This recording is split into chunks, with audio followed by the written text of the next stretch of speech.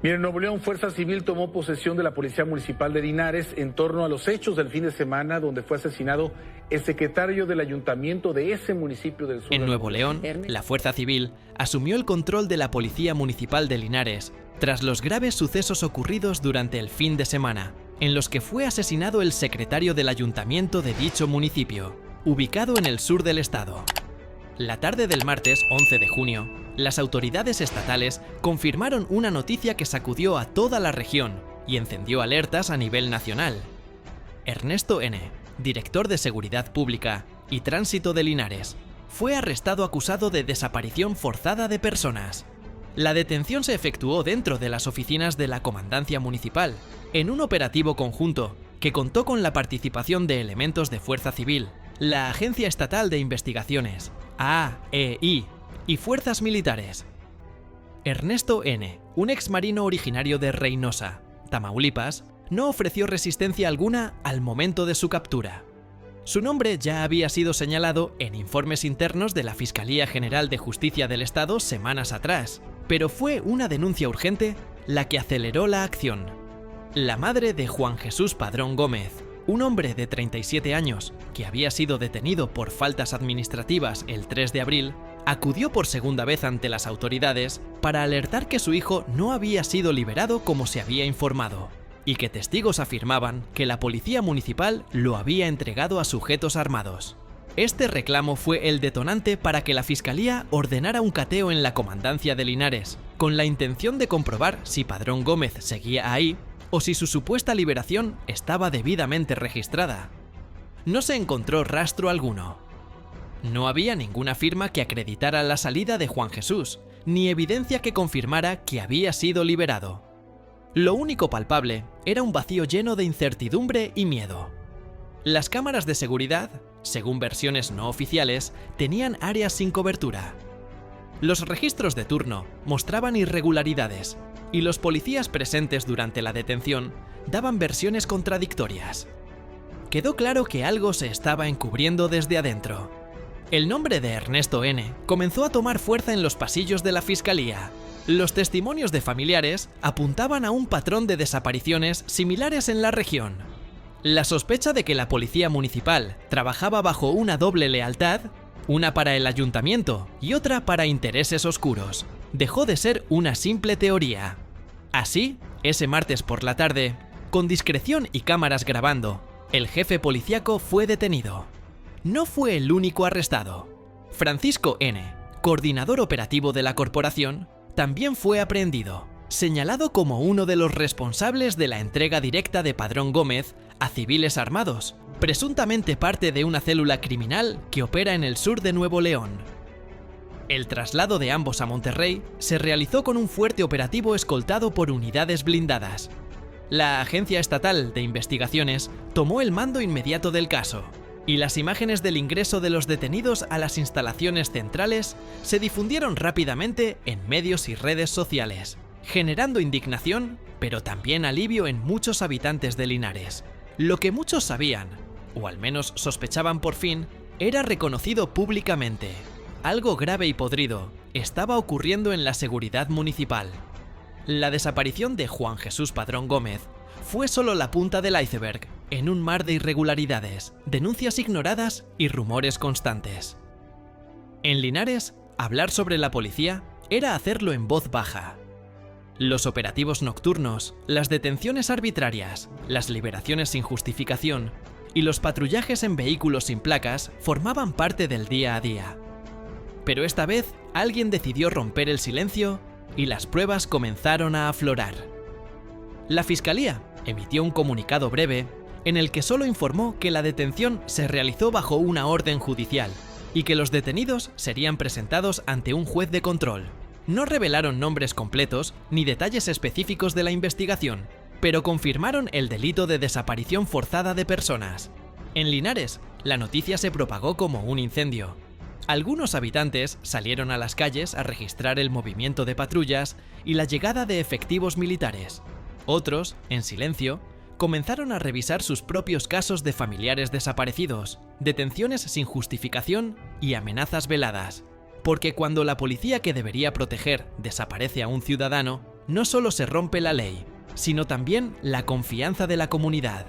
El caso Padrón no solo derrumbó al director de Seguridad Pública, sino que abrió una grieta que reveló lo que muchos ya temían: una estructura criminal en la que ciertos policías, en lugar de combatir el delito, lo facilitan. Y en un estado como Nuevo León, golpeado por la violencia, eso es una alarma roja que no pasó desapercibida para Omar García Harfuch. Durante semanas, la desaparición de Juan Jesús Padrón Gómez fue tratada con frialdad y burocracia por las autoridades municipales de Linares. Según la versión oficial, Padrón fue detenido el 3 de abril por una falta administrativa menor y liberado el día 4, justo antes de la medianoche. Sin embargo, su madre, que acudió a la comandancia la mañana siguiente, nunca volvió a ver a su hijo. «No hay registro de salida», le dijeron. «Quizá ya se fue a su casa», sugirieron, pero ella sabía que eso no era verdad. Su hijo no desaparecía sin dejar rastro, mucho menos en silencio. Ella comenzó a buscarlo en hospitales, delegaciones cercanas y centros de detención. Nadie lo había visto y nadie parecía querer hablar. La denuncia formal se presentó una semana después. Al principio, el caso fue clasificado como persona no localizada, pero testimonios de testigos que afirmaban que Juan Jesús fue entregado por policías a sujetos armados en una camioneta sin placas dieron un giro radical a la investigación. Pese a la gravedad de las acusaciones, el gobierno municipal mantuvo silencio. No hubo pronunciamiento del alcalde ni explicaciones del director de seguridad. Ninguna cámara de vigilancia fue entregada a la familia, solo evasivas y sospechas. Fue entonces que la Fiscalía Especializada en Personas Desaparecidas intervino, primero en silencio solicitando informes, luego con determinación, al obtener una orden judicial para catear la Comandancia Municipal de Linares. El operativo se llevó a cabo el 8 de junio, a primera hora, sin aviso previo ni filtraciones. Peritos, agentes del Ministerio Público y escoltas armados ingresaron al edificio con un objetivo claro: encontrar indicios que confirmaran si Juan Jesús Padrón aún estaba ahí o si realmente había salido. El cateo fue revelador. Los registros de entrada estaban alterados, la bitácora de turno presentaba inconsistencias y algunas cámaras de vigilancia simplemente no funcionaban. Uno de los archivos clave había sido eliminado del sistema interno. Pero lo más inquietante fue el hallazgo de una habitación no registrada, fuera del plano oficial del edificio, usada supuestamente para la retención temporal. No había constancia oficial de su existencia. Dentro de ese cuarto se encontraron restos de cinta adhesiva, una cobija manchada y huellas parciales. Aunque no se ha confirmado públicamente, los peritos trabajan con pruebas de ADN que podrían relacionar ese espacio con Padrón Gómez. Tras la inspección, la Fiscalía difundió un comunicado escueto en el que descartó que la persona desaparecida estuviera en ese momento en la comandancia municipal, pero aseguró que la evidencia recabada fue integrada a la carpeta de investigación. Al mismo tiempo, se anunció que más de 200 elementos de Fuerza Civil, Guardia Nacional y Ejército serían desplegados en Linares como parte de una intervención total a la policía local. Ese mismo día, Ernesto N., director de Seguridad Pública, junto con su coordinador operativo, Francisco N., fueron formalmente acusados de desaparición forzada.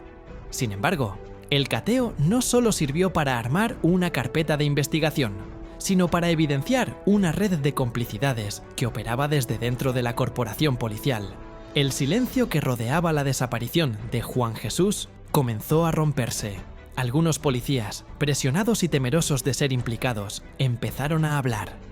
Declararon sobre órdenes informales, detenciones sin registro y entregas a terceros, que no eran autoridades ni instituciones oficiales. Por su parte, la ciudadanía reaccionó con una furia contenida. Años de desconfianza, rumores de colusión y denuncias ignoradas encontraron una grieta por donde empezar a salir. «Ahora entendemos por qué nadie confiaba en la policía», dijo un comerciante local en entrevista.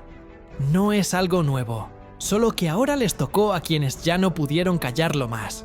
Ante esta grave situación, El gobierno estatal decidió tomar medidas definitivas. Fuerza Civil asumió el control total de la seguridad en Linares. El mando local fue reemplazado y comenzó un proceso exhaustivo de depuración interna, que incluyó la revisión de antecedentes, pruebas de confianza y la suspensión de aquellos elementos que están bajo investigación.